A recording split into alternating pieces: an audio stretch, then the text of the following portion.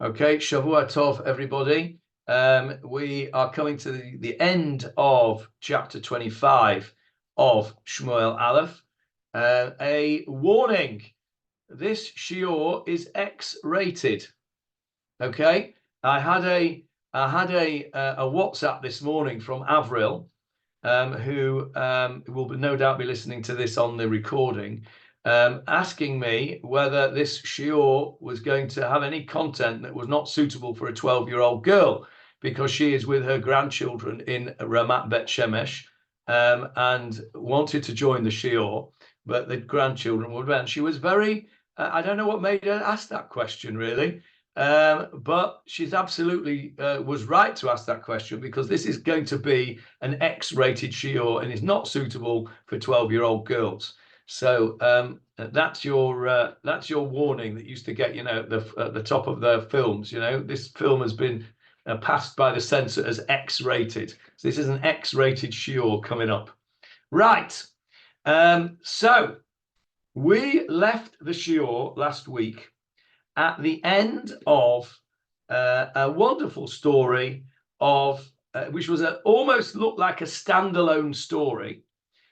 We will see over the coming few weeks that actually it's not such a standalone story, but it appeared to be a standalone story of a chap called Naval, his wife Abigail, and David, who at this stage is not yet King David, but is David, the warrior who is being chased by Shaul. So we have this little story where Naval's men are looked after by David in the field, make sure that nobody attacks them.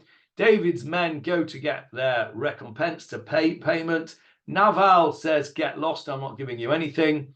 And David flies off in a rage and threatens to kill everything that belongs to Naval, up to a last single dog. Abigail, the righteous Abigail, enters the fray and comes and persuades David to calm down and not to take matters into his own hand and to kill Naval, because what Naval did was a terrible thing, but it was not worthy of a human being killing him. And David calms down. Abigail manages to persuade him not to attack Naval. Kadosh Baruch Hu does David's work. Naval has a stroke and dies. And David then, let me put the chapter on the screen for you. And then there we go. And then verse 39. Vayishma David kimet Naval. David heard that Naval had died. Vayom, and he said, Baruch Hashem. Not Baruch Dayan Emet. He said, Baruch Hashem, he's dead. That's great. Asher Rav et Riv Cherpati miyad Naval vet avdo chashach meira'ah. HaKadosh Baruch Hu has judged my shame as Cherpati. In other words, he's done the job and I didn't have to do it. And then the most important part here, Vayishlach David. David sent Vayidaber ba'Avigail lakachta lo la'isha. He wanted to take Abigail for a wife, and David's servants come and they bring Abigail to David. Abigail throws herself on the ground and says, "I'm not fit to wash your feet," and she then comes along on verse 42. This is where we left it last week. Vatamaher, she hurried, vatakom Abigail v'tirkav lachamor. She rode on the donkey, v'chamesh naroteh. She took her maidens with her. Vatelech achrei malachei David. She went after the messengers of David. Vatihi lo leisha, and became his wife. And what we wanted to say at the end of that shiur was that this was a nice place to stop the chapter. David marries Abigail, and they all lived happily ever after. Wouldn't that be nice? But that is not what happens. The chapter has two more seemingly fairly innocuous psukim. But within these two innocuous psukim, there is a whole host of issues that we need to deal with. Verse 43. Vet Achinoam lakach David mi Yisrael. And David took Achinoam from Israel, Vatiyena gam shteyen lo lenashim, and he married her as well.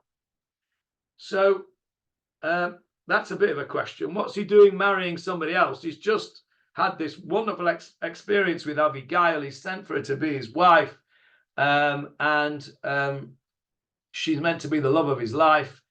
And in the middle of everything, in mittendrinnen, there you've got, he married somebody else. Achinoam, what's going on? So now how many wives does David have at this stage? 3, correct, Johnny. Who are the 3? Daughter, and these 2. And what was Shaul's daughter called? I've just forgotten the name now. I've just forgotten the name. Michal. Michal, correct. Yeah, Michal. Yeah. So Michal was the first wife of David, and then Abigail and Achinoam become wives number 2 and 3, seemingly fairly simultaneously. And then we've got a funny pasuk at the end, to end the chapter. V'Shaul natan et Michal bito Eshet David lefalti ben Laish asher mi Galim. And Shaul, how do you translate that pasuk? Shaul, have you got a Steinsaltz in front of you there, Johnny? Yes. Please read out the translation of verse 44.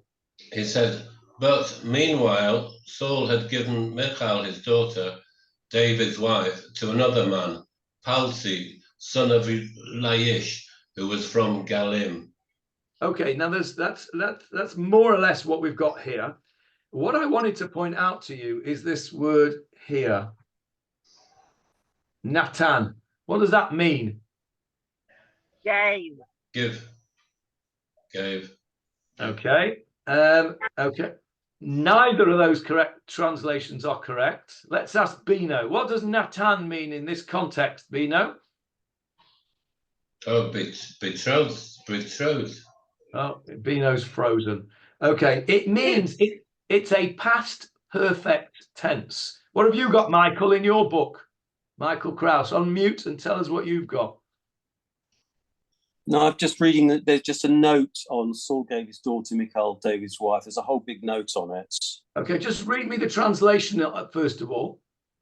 Verse 39. 44. Oh, sorry, 44. It's similar to Johnny's. Meanwhile, Saul gave his daughter Michal, David's wife, to Palti, son of Laish of Galim. Okay, so that's not quite as accurate because it says Saul gave. How would you say in biblical Hebrew, and Saul gave? Barbara? Saul Natan. It's past tense. Natan.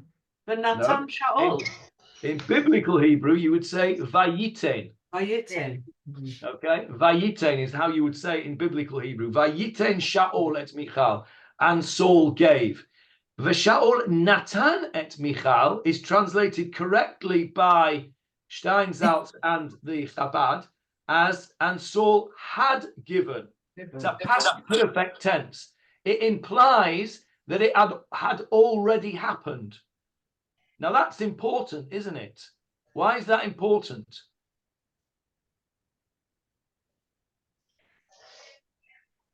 Aren't women only allowed one husband? Yes, absolutely. So we've got a whole bundle of questions here. First of all, we've got a question on, let's take verse 44 before verse 43. Shaul had given his daughter Michal, and in case you are under any illusions about anything, and I'm going to come back to that in a sec, the Tanakh tells us that which Michal are we talking about? Is the author is not giving us any wiggle room here. Which Michal are we talking about? Shaul. Daughter. That's Shaul, yeah. Bito, his daughter. And what else is she other than Wife his of David? Yeah, she's the wife of David. So what on earth is he doing, giving Michal to Palti when she's already married to David? And we know she's married to David, don't we? We've met Michal before. Where have we met Michal before? When she let David out. Yes, she met David out. She was married to David. And if we have a look at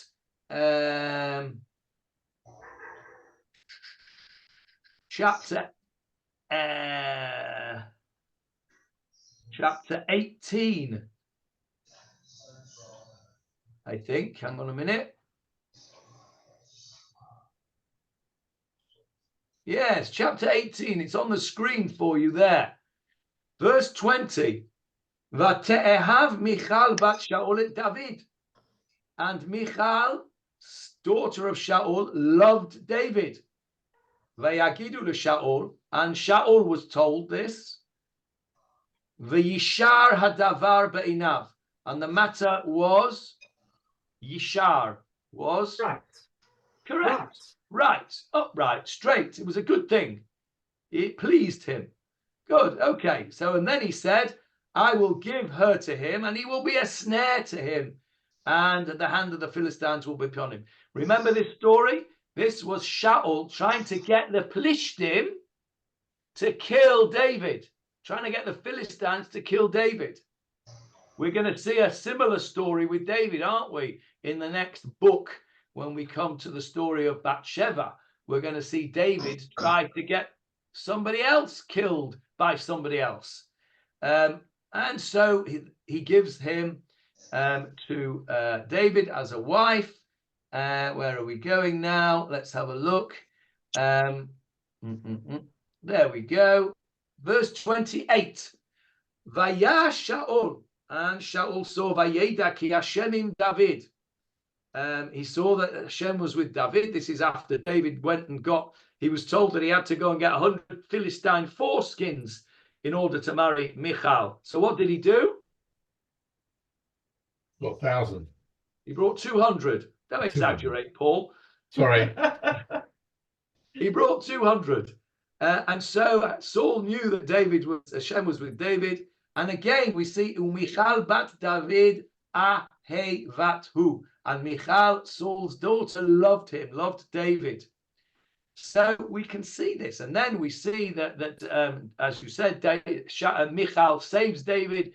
She pretends that he's still in bed. They put a mannequin in the bed and she sends him out the back door kind of thing, out the back window, and he runs away from Shaul. So let's go back to our chapter. Shaul had given his daughter Michal, a wife of David. We did not need to be told that she was the daughter of Shaul, and we did not need to be told that she was a wife of David, because we already know that.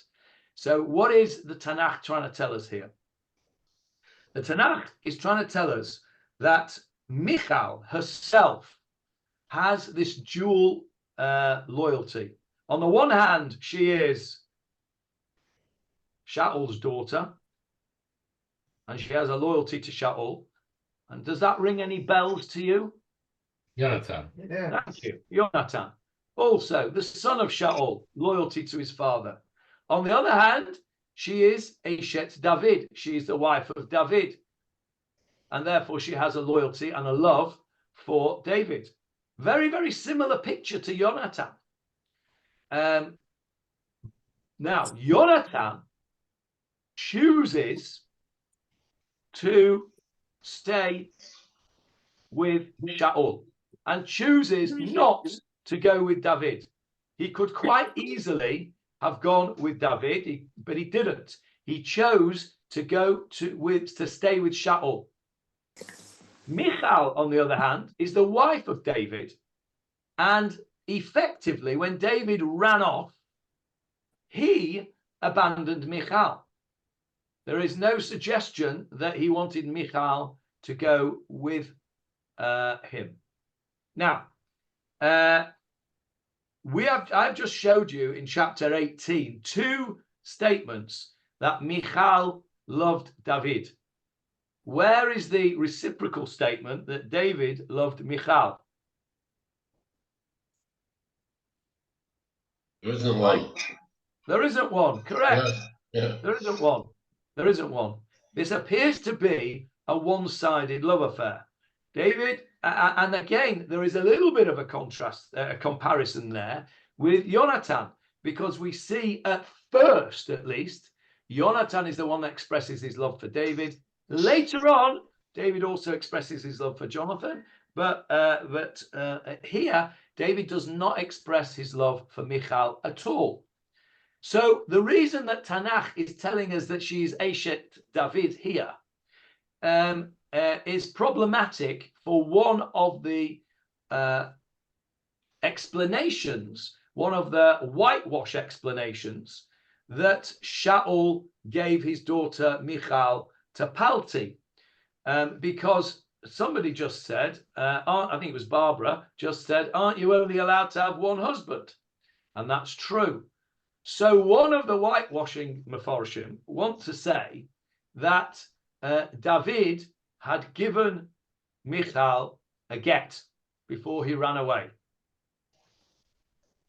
And I want to say I don't buy that, because this pasuk tells us that he had given his daughter Michal to Palti while she was still the wife of David, because if she'd got a get, she was no longer a wife of David. So I'm not buying that explanation at all, that David had given her a get. I think that is a whitewash of Shaul. And in fact, many of the Mefarshim and the Medrash itself is very, very critical of Shaul in this business. What is he doing, giving Michal, who is married to David, to Palti? And this opens up a huge amount of questioning. One of the probably the most avoided serious aveira in the Torah is that of Eshet Ish, of sexual relations with another man's wife. We see it all the way through the Torah itself. Where do we see it? We've seen it in Sefer Bereshit a few times. Give me an example where we've seen how important that avoiding that aveira is. Potiphar's wife. Potiphar's wife, very good example. Yosef is called Yosef Tzaddik. Tzaddik. And the Gemara tells us that the reason he's called Yosef Tzaddik is because he avoided the temptation of being with Eshet Potiphar. Good. Another example of how it's a biggest no out. When Abraham went down to Egypt and told Sarah was his sister. Correct. And that's correct. And also Yitzchak did the same thing. And Abraham did it twice. Yes, excellent. So it seems even amongst the Goyim, if you want to say, the Egyptians and in Gerar, this aveira of being with another man's wife, it seems far, far more serious than murder. People get murdered all over the place in Sefer Bereshit. But this aveira of Eshet Ish seems to be an absolute 100% no-no. And so what is Shaul doing here? And it is a massive criticism of Shaul. Shaul in the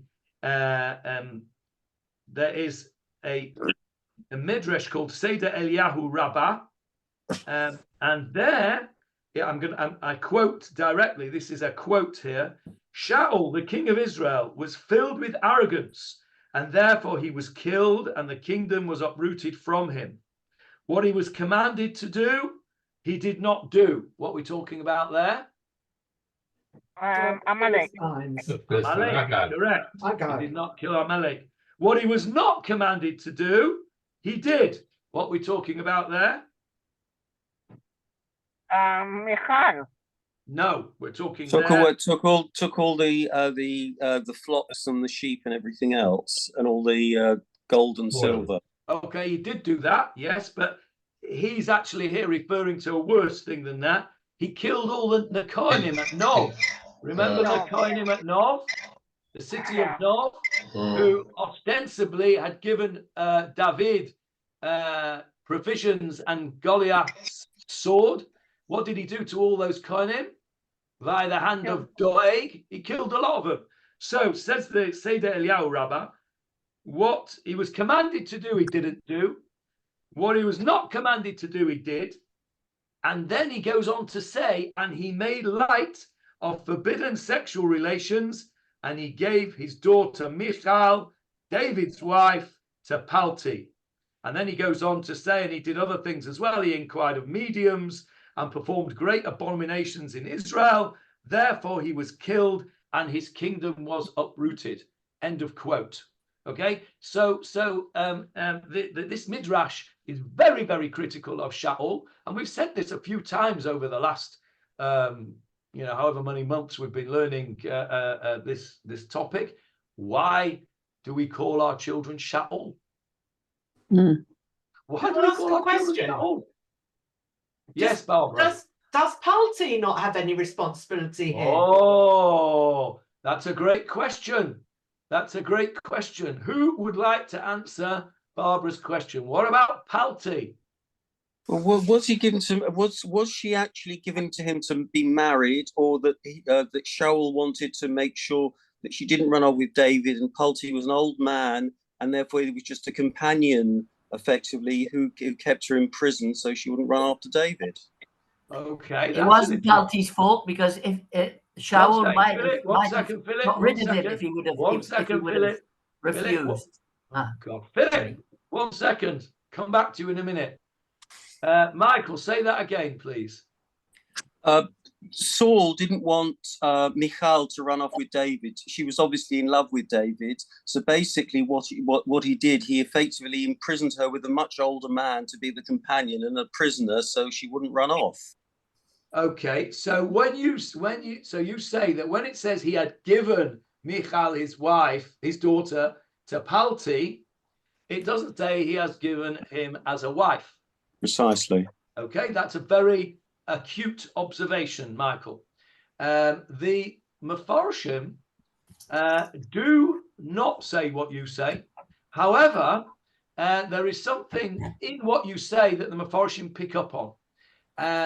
And now I'm just, before I come back to that, let's see what Philip had to say. Go on, Philip, what were you saying? Palti couldn't say no because he would have been topped by Shaul, because Shaul was a psychopathic dictator, actually, and Palti couldn't refuse. Okay, that's a fair point. Palti was given David's wife, and he could not refuse to marry her. Okay, however, Shaul would not be present in their marital bed, and therefore he could, if he wanted to, have a pretense that he was married to Michal, and in fact not commit the terrible Aveira of Eshet Ish. If he was an old man who was not capable of doing so, as Michael suggests, well, that would be one particular solution. Yes, Johnny? Rabbi Steinsaltz agrees with what Michael said as one of the options, that she was merely placed there, but she was never married to him.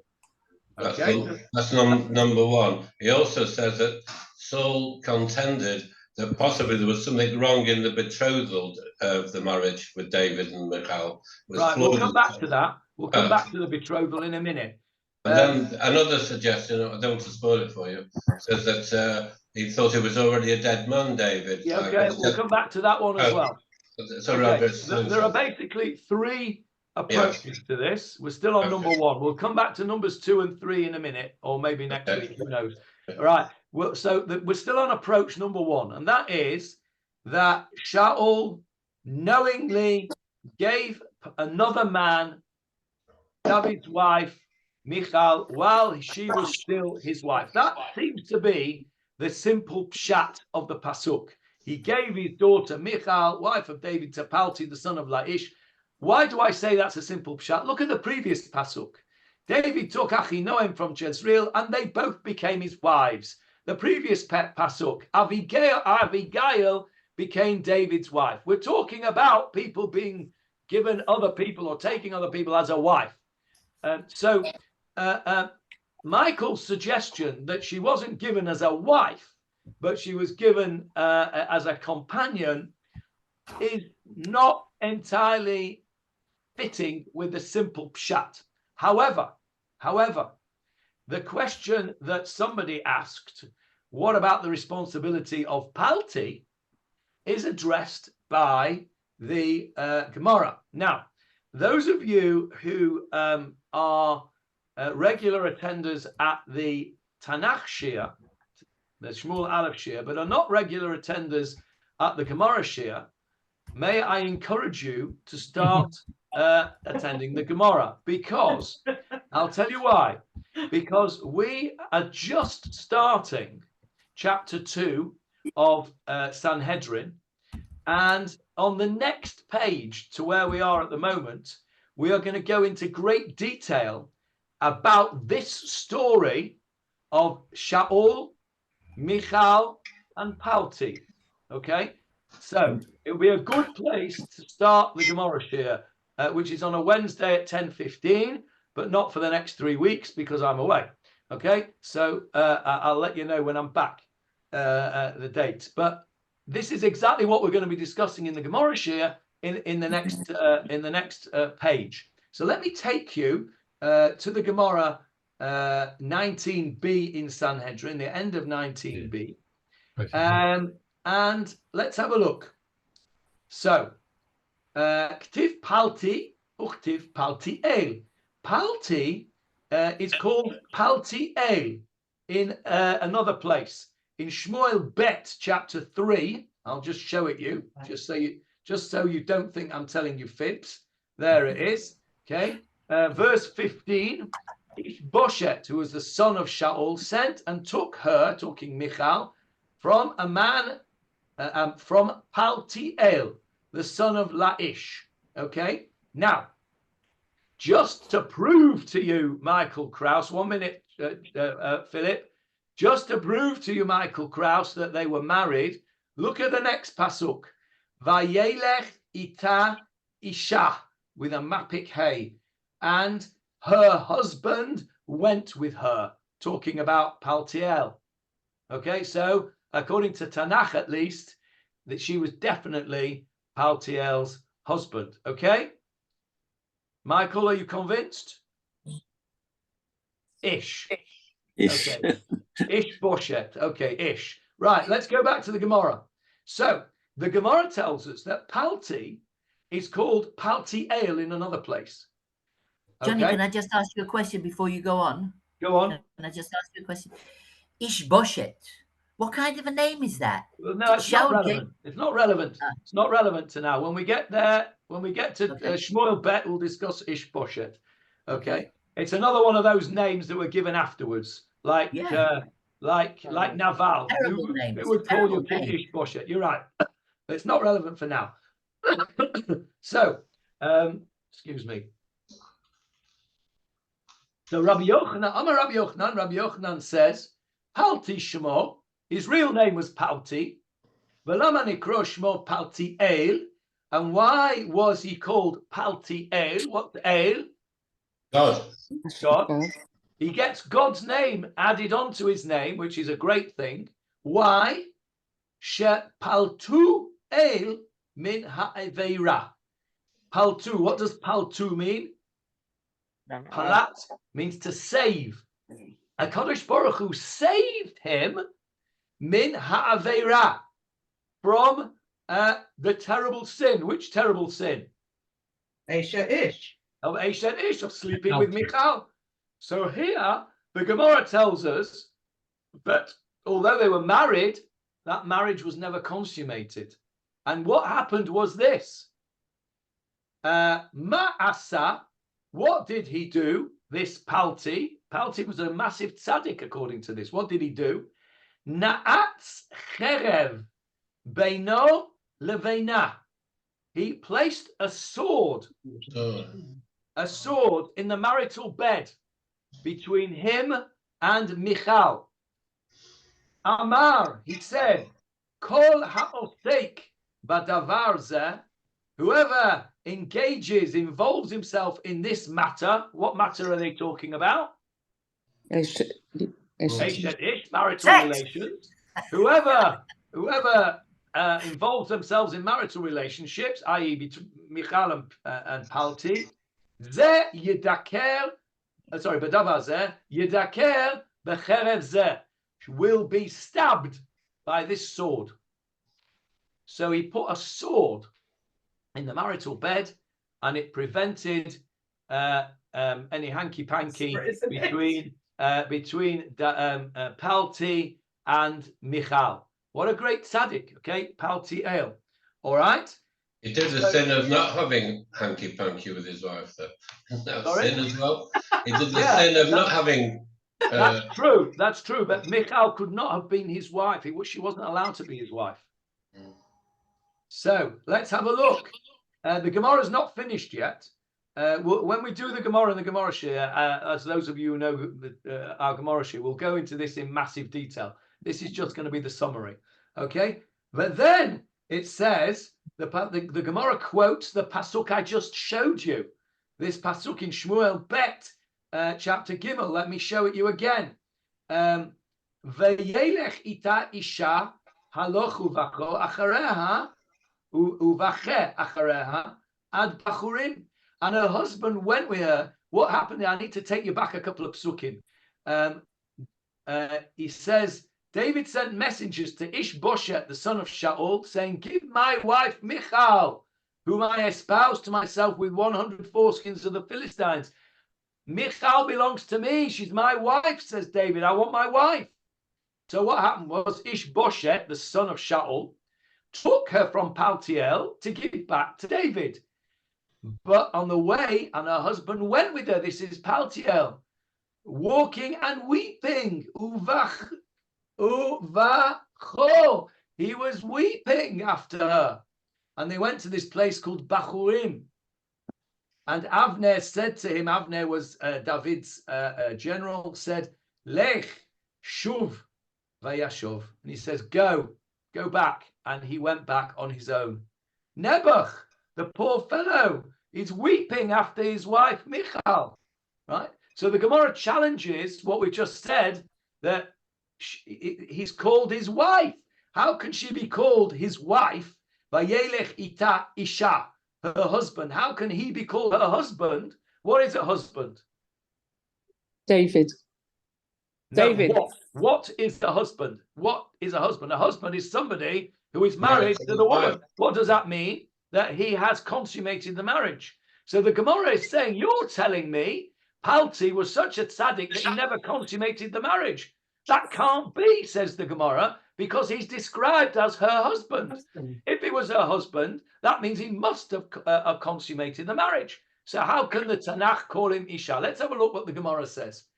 Gemara says, the Gemara challenges, V'hachtiv v'yelech ita Isha, shana sela her Isha. The Gemara challenges this. Her husband went with her weeping, and it refers to Palti as Michal's husband. The Gemara says, answers the Gemara, V'achtiv halach uvacho ala mitzvah da'azil mina ad bachurim. Okay, and he says, what was he weeping for?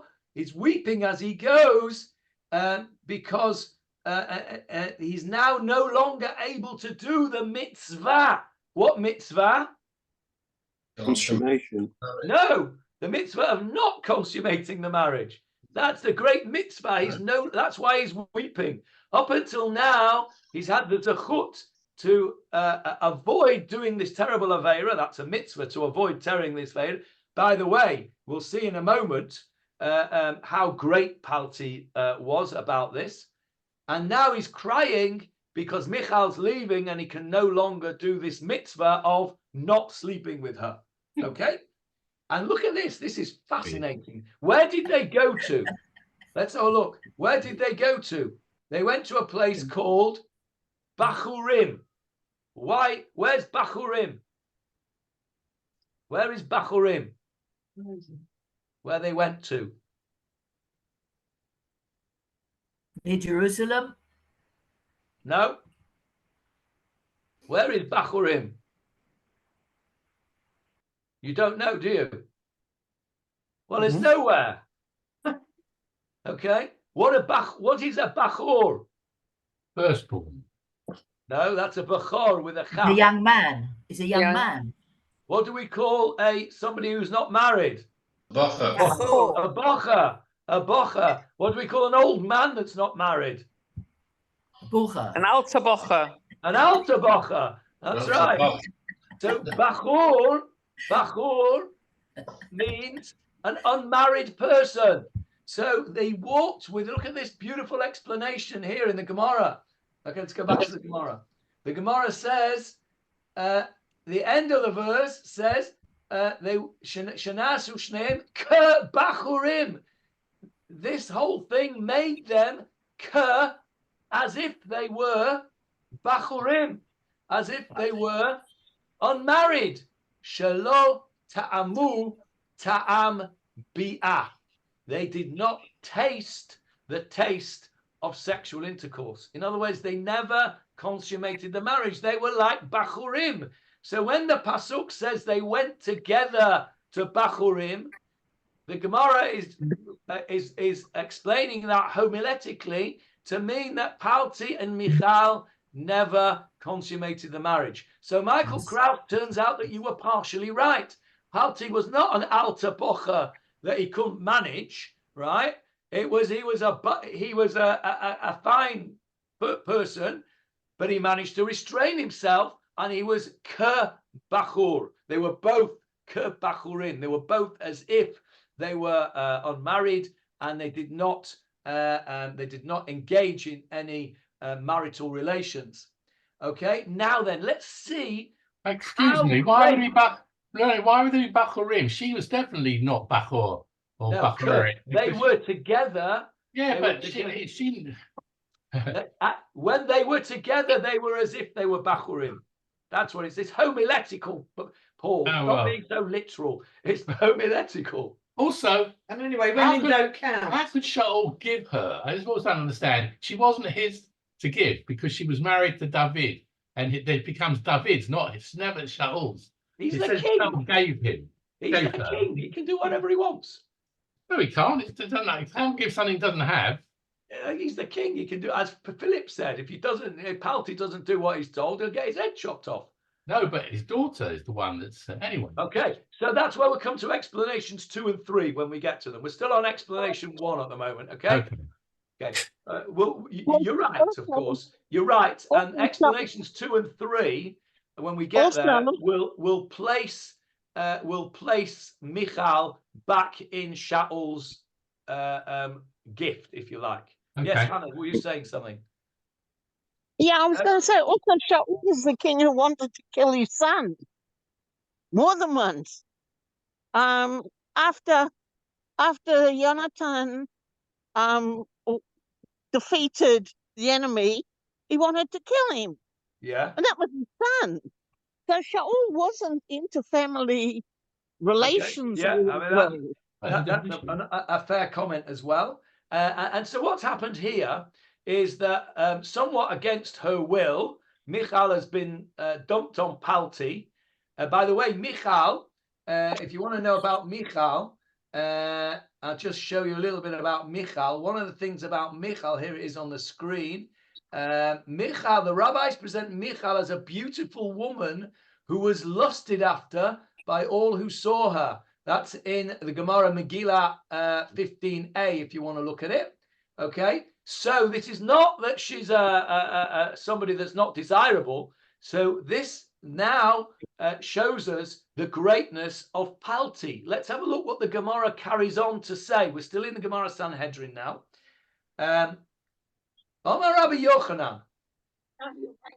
Rabbi Yochanan says, Tokfo shel Yosef and v'tanuto shel Boaz. The power, tokef. Where have you seen that word before? Tokef. Unatane tokef. Unatana tokef. Yes, the same word. Unatana tokef. And let's now describe the power. Unatana tokef ayom, the power of the day. That's right. Where have you seen that word tokef in modern Hebrew usage? Something is betokef. Something is actual. Something is being used at the moment. Okay. For example? A law, Time. for instance, can be betokef. A law, yeah. Billy, what did you say? A time zone. A time zone? Period. Well, not quite. I know what you're meaning. Well, you're talking about something on your credit card, right? When you ask, when you want to pay something with your credit card, and they say, "What's the number?" and you give them the number, and then what does the lady say at the other end of the phone? She says, "Tokef." What's the expiry date? Till when is the expiry date? Yeah. Tokef. Okay, so what's the connection between the expiry date of your credit card and this word tokef? Means active. Till when is it power? Active? Your credit card only has power to buy something before it's expired. Okay? Before it's expired, when it's in tokef, it means it has the power to be used. The word tokef means power, and that's why it means expiry date. It's nothing to do with actual time zones. It actually means power. Isn't it during also that time zone of your tokef of your credit card, it has the power to work. So, Rabbi Yochanan says, somebody speaking? Somebody wants to say something? Sorry, it was only me. Isn't it also to do with the Tekufa? Yeah, a period. That's exactly the same root. Tekufa, yeah, a period of time. But it's that period of time that we're talking about. That's the relationship with the Tokef number on your credit card, but not with Unataner Tokef. No, I think it's the same. I think it's the same root. The whole point of that credit card is it's tkufa. What is a tkufa? Tkufa is a period of time. Period of time. Yeah, but why is it a period of time? Because of tokef, because of power. Unatana tokef. I think it's all the same root, David. I think we're saying the same things. So anyway, let's have a look at the Gemara. Amar Rabbi Yochanan tokfo shel Yosef and v'tanuto shel Boaz.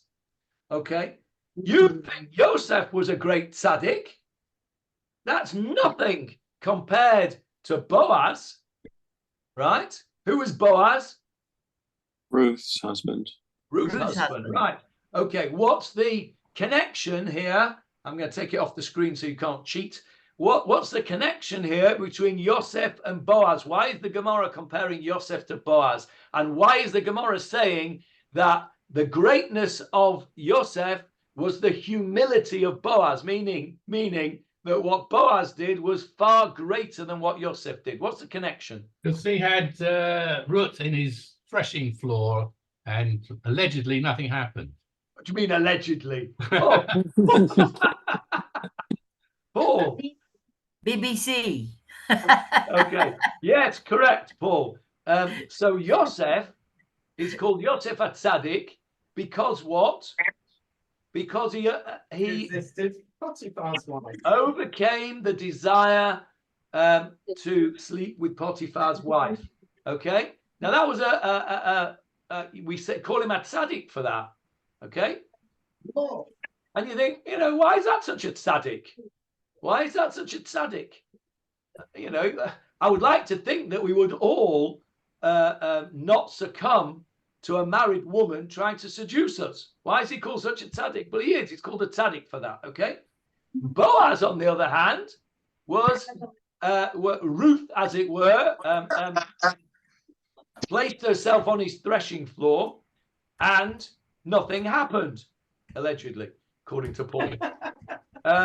But she wasn't another man's wife. Correct. She wasn't another man's wife. He was perfectly entitled, not perfectly entitled, but it would not have been an Eshet Ish. Yeah.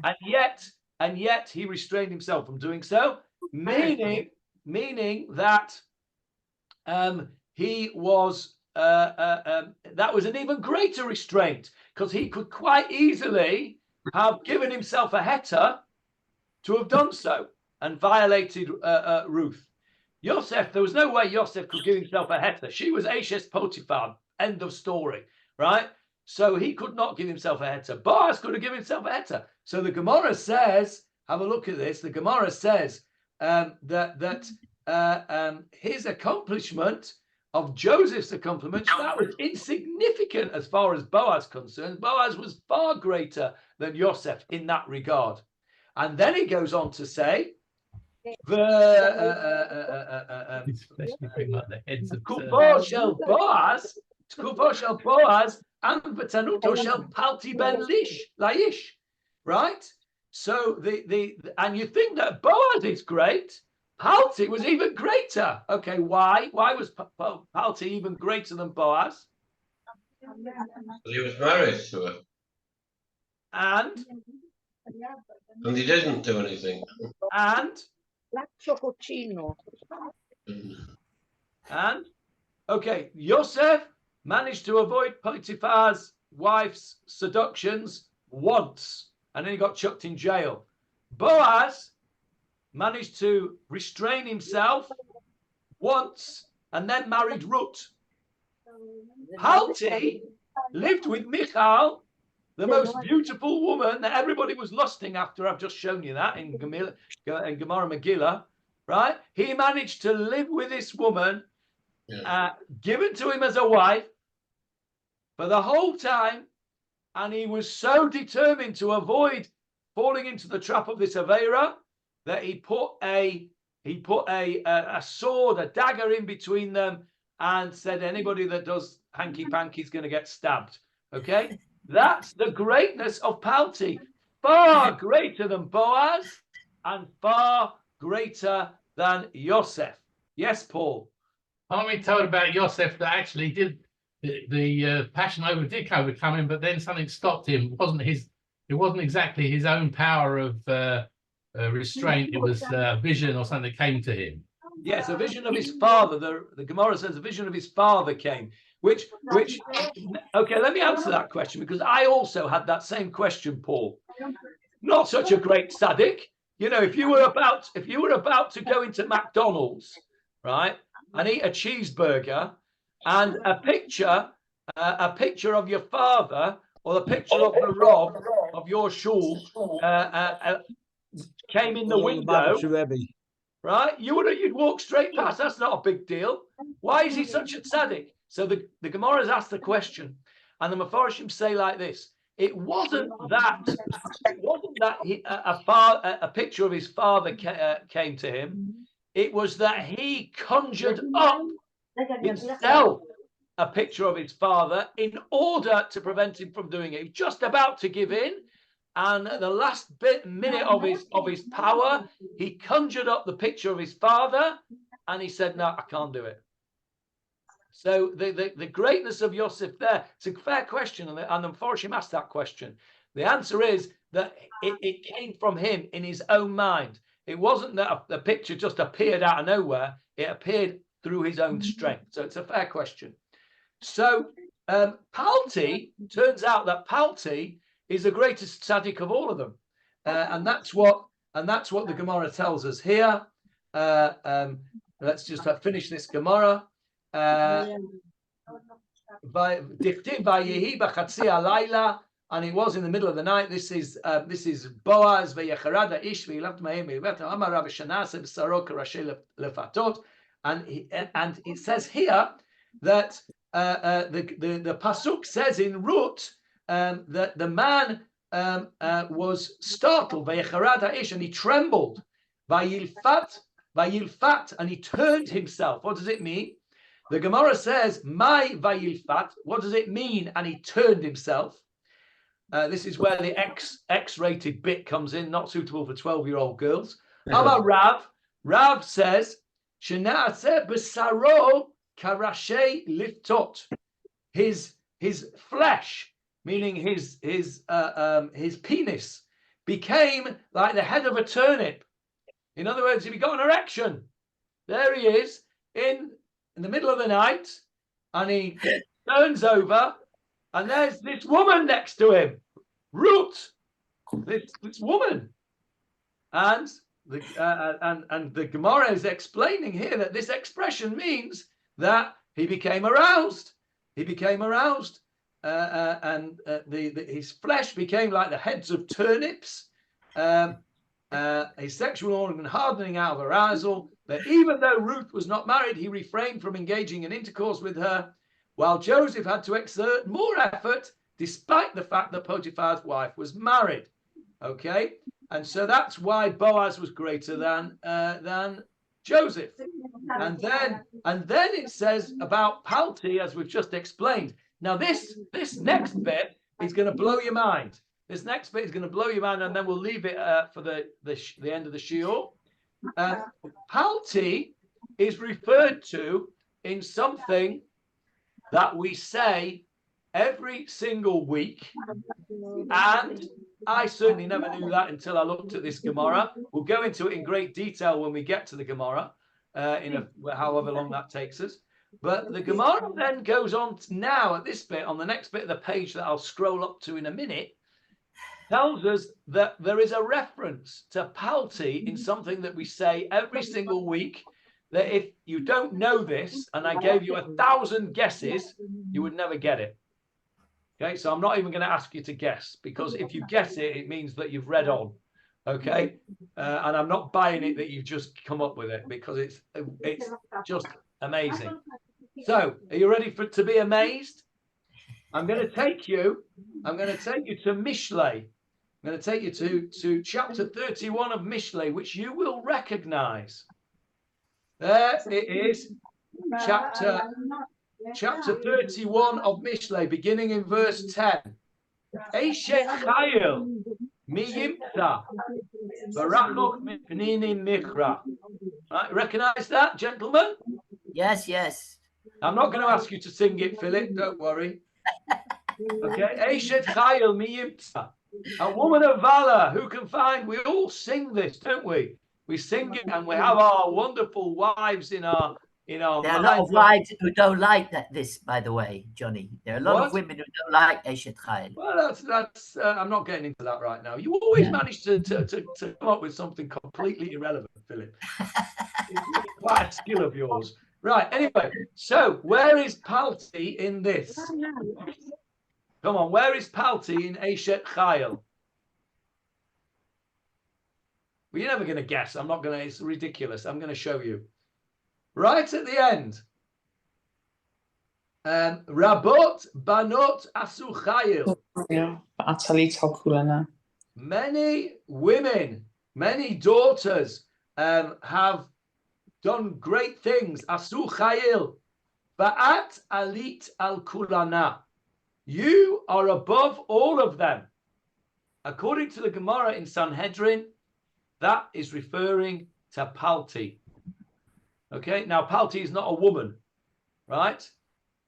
So how are you going to explain that? Okay, many women have acquired wealth, but you have surpassed them all. You are better than all of them, Paltiel. Let me have a look at the Gemara, and I'll show you what he's talking about. Okay, here we go. Amar Rabbi Yochanan. Rabbi Yochanan says, "My dichtiv, what is the meaning of Rabot banot asu chayil v'at alit al kulana? Many daughters have done valiantly, but you exceed them all. Ze Yosef uBoaz, that's Yosef and Boaz. Va'at alit al kulana, ze Palti ben Laish. That is Palti, is the one who is above all of them. But it's in the feminine gender. It's in the feminine gender. Va'at alit. You. Okay, so how this is really quite remarkable. How does the Gemara get around the fact that is talking about women and Palti is a man? I understand that Alit al Kulana. I understand that Palti was better than Boaz and better than Yosef. But why in Mishlei, which is clearly talking about a woman, is this referring to Palti? And I've taken you back to chapter 3 of Shmuel Bet, because the answer is on this page. I am tempted to leave the end of the shiur here, and tempted to not give you the answer. What do you think? Shall I give you the answer now? No, give us the answer. Or shall we save it for 3 weeks' time? No, I can't live with it. With David. Okay. I'll give you the answer now. Okay. Vayelech ita isha, and her husband went with her. Okay. In the if you had a Shmuel Aleph, on a klaf, right? If you had a Tanakh that was written on a klaf instead of a book, right? Like a Sefer Torah is written on a klaf, right? You would be able to read that word, those three words in a slightly different way, wouldn't you? Vayelech itah mapik hey isha. How could you read that differently if it was on a klaf? Because remember, on a klaf, you've got no vowels. Vayelech Ha'ish itah, Shalah. isha haloch uvacho. No, just those three words. Vayelech itah isha. Her husband. That's Ha'ish what it Shalah. means. That's what it means, her husband. But what else? If you didn't know that it had a mapik hey in there, what would it mean? If I said Vayelech ita isha without a mapik hey there, without a dot in the hey, A woman. Wife. a woman. went with It her. means, and a woman went with her. Yeah. Although it can't be because Vayelech actually is a male. Vayelech is masculine. It's true. It's true. But isha without a mapik hey, it's homiletical. Don't learn from Paul here, Barbara. It's homiletical, right? Okay. Vayelech ita isha. I haven't made this up, by the way. Vayelech ita isha. The homiletical explanation is that Palti was regarding Michal was like a woman. She was like a friend to her, like a woman, not like a man, not like her Maybe husband. he was gay. Maybe he was, perhaps. But either way, he was like a woman in that he did not have sexual intercourse with Michal because he was Isha, like a woman. And so that is why Rabbi Yochanan, but Barbara's not buying it, but that is why Rabbi Yochanan, I never made this up, Barbara. This is why Rabbi Yochanan is able to say when it says, at alit al kulana, that Palti is like this woman who is greater than all of them. Because isn't it possible that they were just grammatical mistakes? No, it's not a grammatical mistake. Vayelech ita isha, the literal meaning means her husband went with him. It is homiletical. It's homiletical. It means that it's using poetic license. And Rabbi Yochanan is learning from that Palti did not engage in marital relations with Michal, and therefore he was like a woman companion, a bit like Michael was trying to say. Michael wanted to make him into an alter kaka, but he wasn't an alter kaka. He was like a woman with Michal, and they didn't have intercourse because they had this sword in between them, and as a result of that, according to Rabbi Yochanan, atalit al kulana that we say on Friday nights, he has in mind that was Palti Ale. So let's just recap what we have done today. We have not even touched on verse 43 of our pasuk where David takes another wife, Achinoam. We've concentrated on verse 44, which is Shaul giving Michal to Palti. There are three explanations, and we have only gone through one explanation. One explanation was that Palti was a biggest tzaddik out, and he lived with Michal, this most beautiful woman, and he restrained himself every night because there's a dirty great sword in the bed. It must have been a bit uncomfortable, I guess, turning over and having a sword in the middle of the bed, but there it was. And he is given the greatest praise as being greater than Boaz and greater than Yosef. And according to Rabbi Yochanan, we allude to him in Eshet Chayil every Friday night. So that is the explanation number one of verse 44 in